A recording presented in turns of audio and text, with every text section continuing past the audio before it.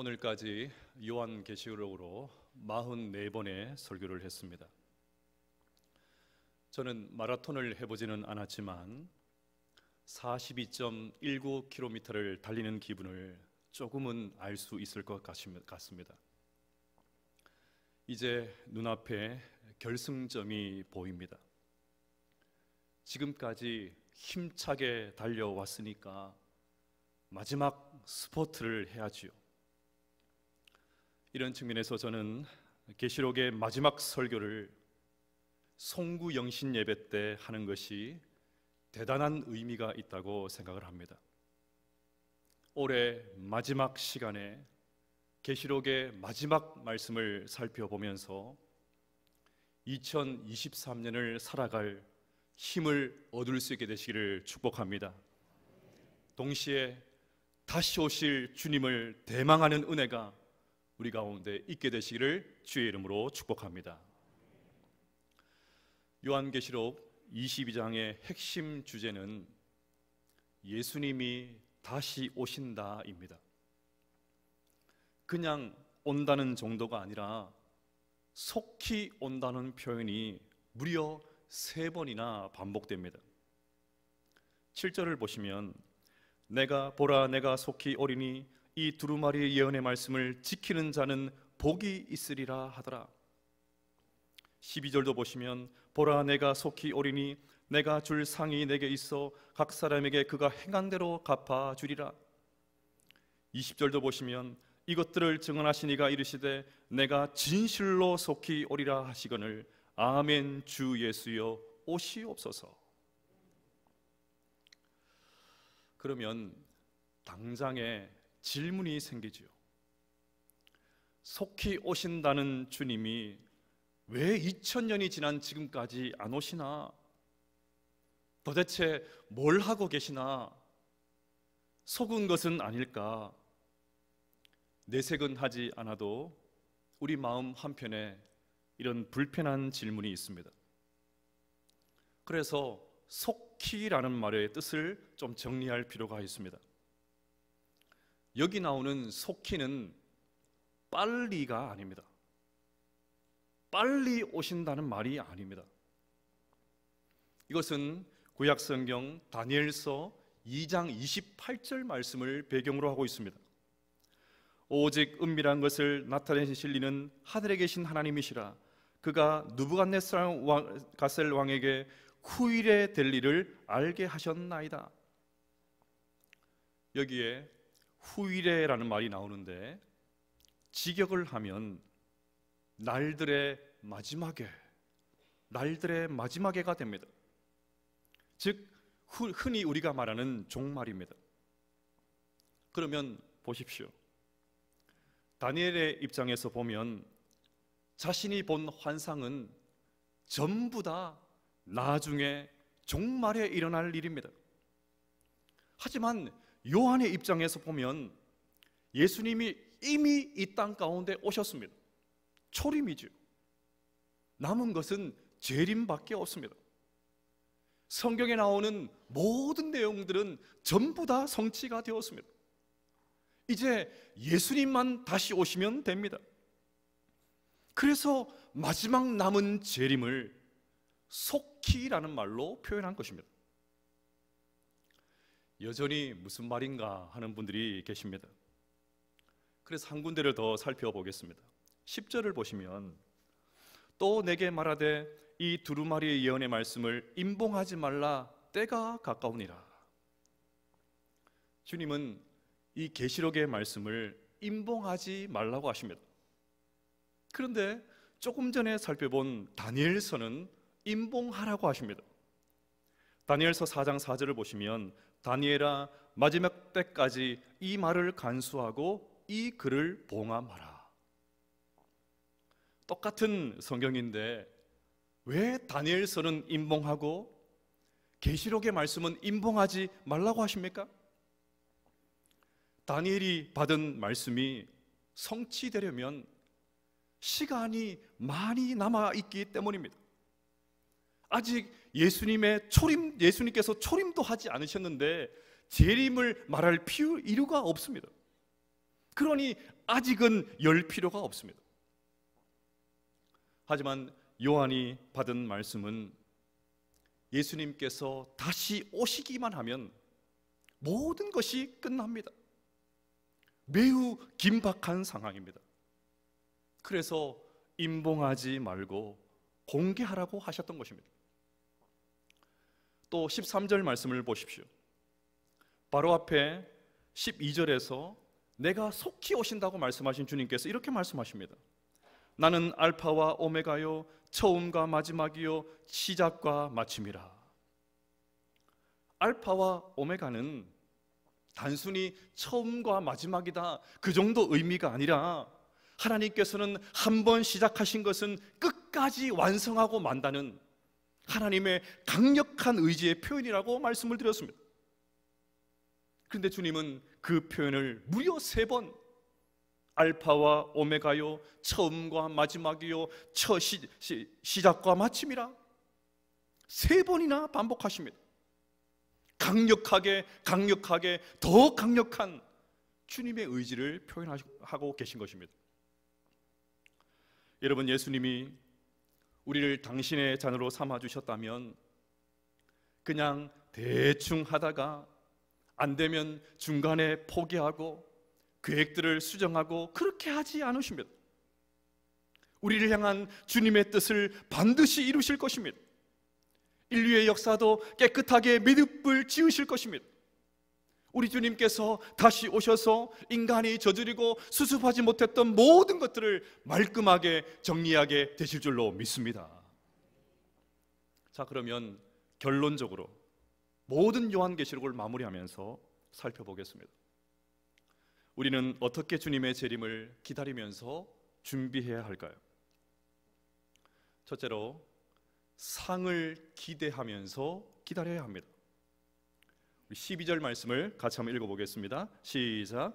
보라, 내가 속히 오리니 내가 줄 상이 내게 있어 각 사람에게 그가 행한 대로 갚아주리라. 아멘. 주님은 우리에게 주실 상이 있다고 하십니다. 그러면 어떻게 해서든지 상을 받으려고 해야 되죠. 그런데 간혹 상급 이야기를 하면 유치하게 생각하는 분들이 있습니다. 그런 것 없어도 알아서 신앙생활을 잘 할 수 있다고 합니다. 어떤 면에서 이런 태도는 매우 바람직합니다. 교회가 힘들어지고 어려워지는 이유 가운데 하나는 공로의식 때문입니다. 내가 이만큼 헌신하고 봉사하고 헌금도 많이 했으니까 사람들이 알아주기를 기대합니다. 담임 목사가 해주는 칭찬의 말을 듣고 싶어 합니다. 중직자 선거를 하기라도 하면 당연히 내가 피택되어야 된다고 기대를 합니다. 그런 기대가 충족되지 않으면 금방 섭섭병에 빠집니다. 어쩔 수 없는 인간이기 때문에 이해는 가지만 생각을 해보면 누가 누구를 섬기는지 알 수가 없습니다.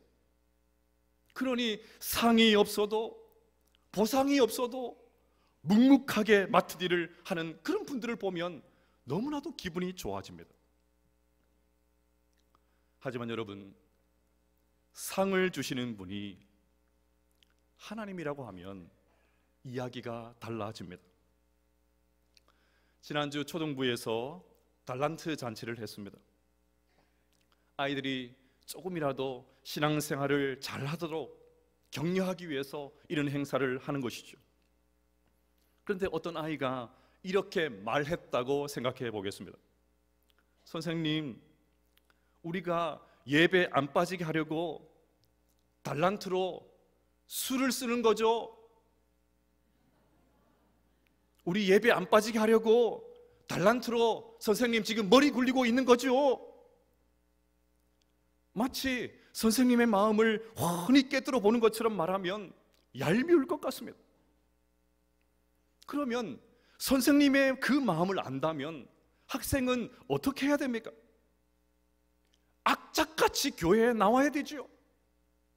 무슨 일이 있어도 교회에 출석을 해야 되죠. 마찬가지입니다.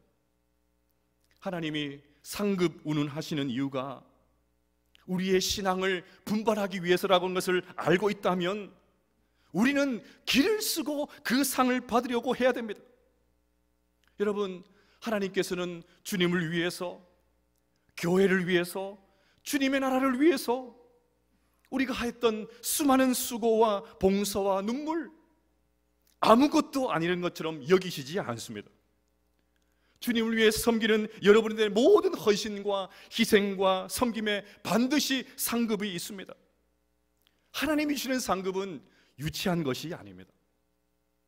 그러니 장차 주님이 주실 그 하늘 상급을 바라보면서 내년 한 해도 충성스럽게 주신 귀한 사명 감당할 수 있는 우리 모두가 될 수 있기를 주의 이름으로 축복합니다. 둘째로, 매일 회개하면서 기다려야 됩니다. 14절 말씀을 같이 한번 읽어보십시다. 시작. 자기 두루마기를 빠는 자들은 복이 있으니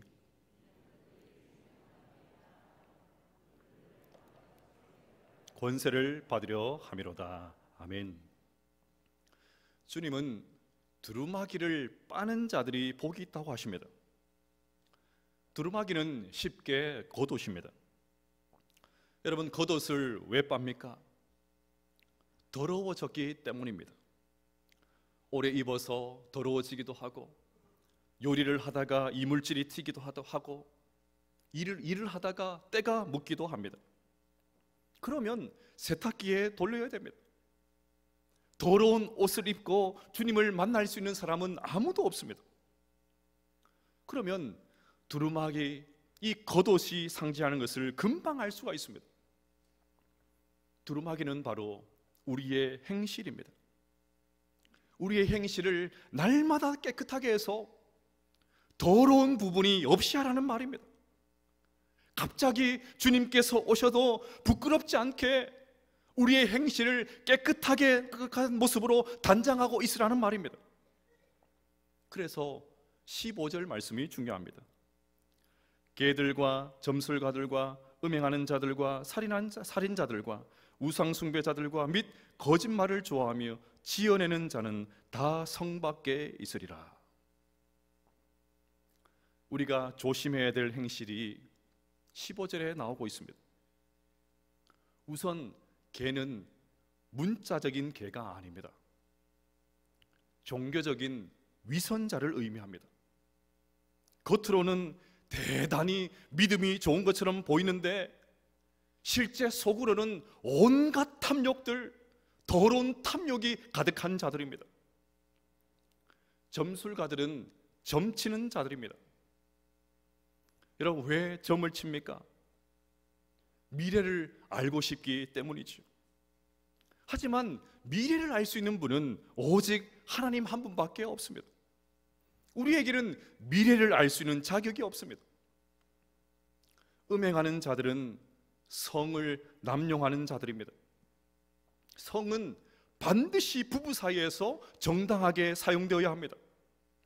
다른 남자, 다른 여자 곁눈질 해서는 안 됩니다. 우리가 동성애를 반대하는 이유도 바로 여기에 있습니다. 그런데 오늘날 추잡한 성적인 문제가 얼마나 많습니까? 성적인 문제 앞에는 신불신의 경계가 무너진 지가 이미 오래가 되었습니다. 살인하는 자들은 더 이상 말할 필요도 없습니다. 우상 숭배자들은 또 어떻습니까? 하나님 아닌 다른 것들을 섬기는 것은 전부 다 우상 숭배입니다.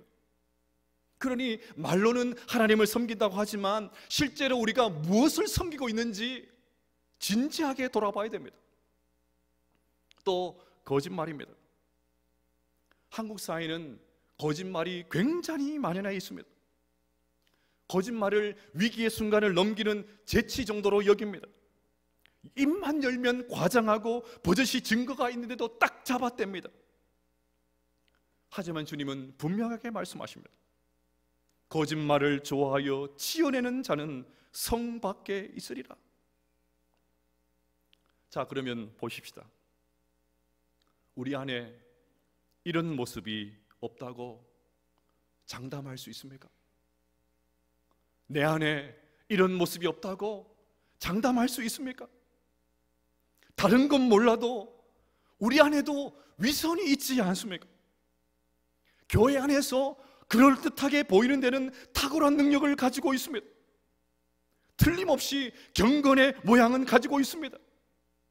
그런데 실제로 우리 안에 경건의 능력이 있습니까? 우리 안에 끊임없이 더러운 정욕의 구정물이 솟아나고 있습니다. 그냥 가만히 있어도 더러워집니다. 그러면 우리는 이제 어떻게 해야 됩니까? 우리도 저 성 밖에 나가서 슬피 울면서 이를 갈아야 할까요? 그렇지 않습니다. 오늘 주님은 두루마기를 빠는 자가 복이 있다고 하십니다. 무슨 말입니까? 주님도 우리의 행실이 쉽게 더러워지는 것을 잘 알고 계십니다. 마음은 그렇지 않은데 우리의 육신이 약해서 매일 넘어지는 우리의 모습들을 너무나도 잘 알고 계십니다. 그래서 빨라고 하십니다. 자기 두루마기를 빨라고 하십니다. 어떻게 해요? 회개지요. 회개입니다. 한 번 회개하는 것이 아니라 날마다 회개해야 됩니다. 이런 측면에서 우리는 구원파의 교리를 받아들일 수가 없습니다. 구원받은 하나님의 백성은 다시 회개할 필요가 없다 가르치는 구원파의 가르침 잘못되었습니다. 성도는, 진짜 성도는, 거듭난 성도는 날마다 회개하는 신자입니다. 그래서 두루마기를 빤다라는 동사가 현재 시제입니다.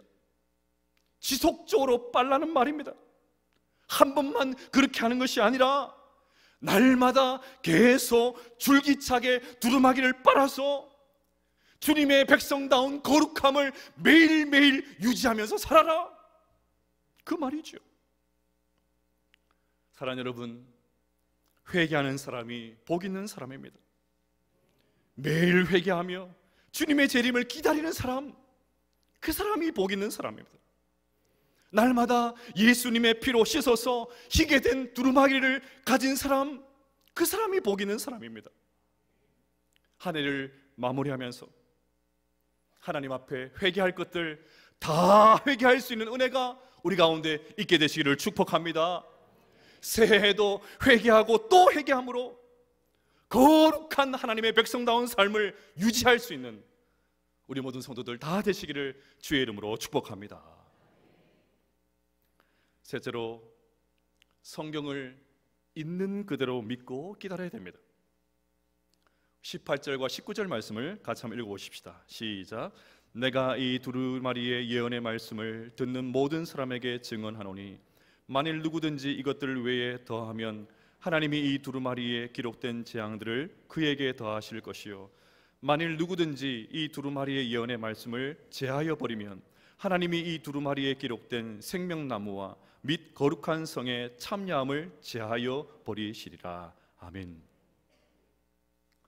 지금까지 말한 내용 외에 다른 것을 더하면 여기에 기록된 재앙을 더할 것이고, 지금까지 말한 내용에 조금이라도 제하여 버리면 구원에서 구원이 박탈당해 들어가게 될 것이다, 그렇게 말씀하십니다.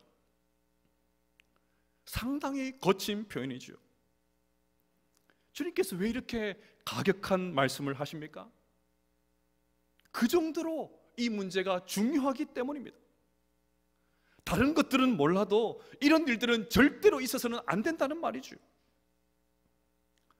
하지만 주님께서 이렇게 강경하게 말씀하시는데도 예나 지금이나 성경을 의도적으로 왜곡해서 성도들을 미혹하는 세력들이 있습니다. 지금도 버젓이 활동하고 있는 신천지, 그런 이단들이 대표적이죠. 안식교회의 창시자인 엘렌 화이트, 몰몬교회의 창시자인 조셉 스미스, 모두 요한계시록의 말씀에 제하고 더한 그런 사람들이었습니다. 여호와의 증인의 창시자인 테이즈 러셀, 예수님의 신성을 부인해서 성경을 왜곡을 했습니다. 그러니 이런 이단들이 지금 아무리 왕성하게 활동하는 것처럼 보여도 그들의 결국은 재앙이고 지옥입니다. 그런데 여러분, 우리도 이 말씀 앞에서 조심해야 됩니다. 우리도 하나님의 말씀인 성경을 대할 때 흘려 듣는 경우가 많습니다. 시쳇말로 은혜가 되는 구절 앞에서는 큰 소리로 아멘이라고 합니다. 하지만 조금이라도 헌신을 요구하고 변화를 말하고 우리의 욕망을 제어하는 그런 구절 앞에서는 아멘 소리가 급격하게 줄어듭니다. 뷔페 음식은 내 마음대로 입맛대로 골라 먹을 수 있지만 하나님의 말씀은 입맛대로 고를 수가 없습니다. 우리가 할 수 있는 것은 하나님의 말씀을 고르는 것이 아니라 어떤 말씀이라도 그대로 순종하는 일입니다. 7절 말씀을 한번 다시 보십시오. 주님은 요한계시록을 마무리하며 하시면서 이 예언의 말씀을 지키는 자가 복이 있다고 하십니다. 보라, 내가 속히 오리니 이 두루마리의 예언의 말씀을 지키는 자는 복이 있으리라 하더라. 이 구절과 비슷한 말씀이 요한계시록을 시작하는 1장 3절에 나옵니다. 이 예언의 말씀을 읽는 자와 듣는 자와 그 가운데 기록한 것을 지키는 자는 복이 있나니 때가 가까움이라. 그러면 요한계시록을 시작할 때는 읽는 자와 듣는 자와 지키는 자가 복이 있다라고 하셨다가 마칠 때는 단지 지키는 자가 복이 있다고 하십니다. 이유가 무엇입니까? 이미 누군가가 요한계시록의 말씀을 성도들 앞에서 다 읽었습니다. 또 성도들은 그 말씀을 이미 다 들었기 때문입니다. 그러니 이제 읽고 들은 사람들, 요한계시록 말씀을 다 읽고 다 들은 사람들에게 남은 것은 하나님의 말씀을 있는 그대로 믿고 순종하는 것밖에 없습니다. 그래서 요한계시록을 마칠 때 지키는 자가 복이 있다, 그 말씀만 하신 것입니다. 여러분, 이 말씀은 오늘 우리 모두에게도 해당됩니다. 우리는 지난 1년 동안 요한계시록의 말씀을 읽고 선포되는 말씀을 다 들었습니다. 그러면 이제 우리에게 남은 것은 순종입니다. 지키는 것만 남았습니다. 교회의 생명을 좌우하는 것은 말씀의 순수성입니다. 조금이라도 변질되거나 다른 것이 섞이면 교회는 금방 병들어 죽게 됩니다. 이미 우리가 받은 성경 안에 주님은 우리에게 하실 모든 말씀을 다 하셨습니다. 보탤 것이 없습니다. 내 입맛대로 뺄 수도 없습니다. 지금 이것으로도 충분합니다. 그러니 성경을 있는 그대로 믿고 그 말씀에 순복하며 살아갈 수 있는 우리 모두가 될 수 있기를 주의 이름으로 축복합니다. 마지막 넷째로, 재림을 대망하면서 기다려야 됩니다. 20절 말씀을 같이 한번 읽어보십시다. 시작. 이것들을 증언하신 이가 이르시되 내가 진실로 속히 오리라 하시거늘 아멘. 주 예수여 오시옵소서. 아멘. 이것들은 요한계시록의 모든 말씀입니다. 그러면 이것들을 증언하신 이는 누구십니까? 당연히 예수님이시죠. 그러니 이제 주님께서 직접 말씀하십니다. 내가 진실로 속히 오리라. 주님께서 직접 약속하십니다. 주님의 시간은 이르지도 늦지도 않습니다. 주님은 정확한 시간에 일하십니다. 어느 인간도 자신의 시간표로 주님을 향해서 늦니 빠르니 이러쿵저러쿵 말할 수가 없습니다. 주님은 주님의 때에 약속하신 대로 반드시 이 땅 가운데 다시 오십니다. 우리가 할 수 있는 것은 오직 한마디 기도밖에 없습니다. 아멘. 주 예수여 오시옵소서. 아멘. 주 예수여 오시옵소서. 마라나타입니다. 우리 그리스도인은 재림을 기다리면서 갈망하는 사람들입니다. 우리에게 있는 그 어떤 갈망과 바람도 주님의 재림에 대한 갈망과 바람에 비할 수 있는 것은 없습니다. 우리의 가장 큰 갈망은 주님의 재림이어야 합니다. 시간이 벌써 많이 갔네요.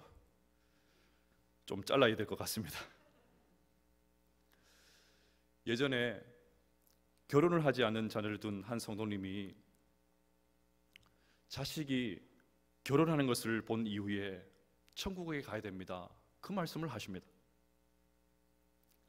또 어떤 청년은 목사님, 장가도 못 갔는데 주님 오시면 억울해서 어떻게 합니까? 그런 말을 합니다. 장가는 가보고 주님 오셔야 되죠, 그 말이죠. 생각을 해보니까 저도 청년 때 그런 말을 했던 것 같습니다. 여러분, 이런 말을 어떻게 이해해야 됩니까? 혹시 우리도 이런 생각을 하고 있다면 성경을 몰라도 한참 모르고 있습니다. 도대체 뭐가 억울합니까?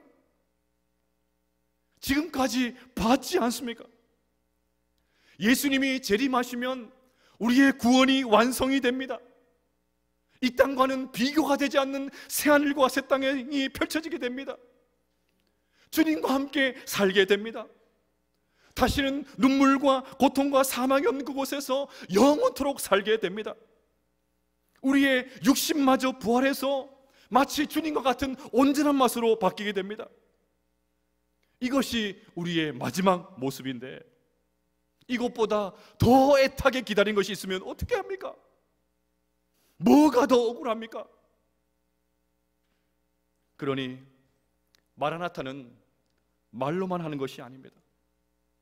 우리의 온 삶으로 고대해야 되는 것입니다.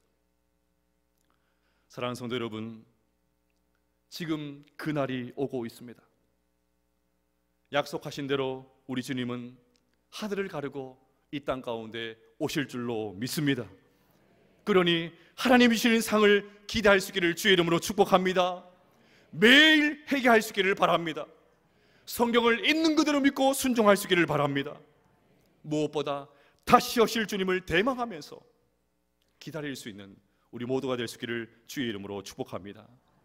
2023년 한 번도 가보지 않은 이 시간이, 이 하루하루가 주님을 기다리는 하루가 될 수 있기를 주의 이름으로 축복합니다. 그런 성도들에게 우리 주 예수 그리스도의 은혜가 임하게 될 줄로 믿습니다. 21절 말씀을 같이 읽으면서 설교를 마치도록 하겠습니다. 시작. 주 예수의 은혜가 모든 자들에게 있을지어다. 아멘. 한 번 더요. 주 예수의 은혜가 모든 자에게 있을지어다. 아멘.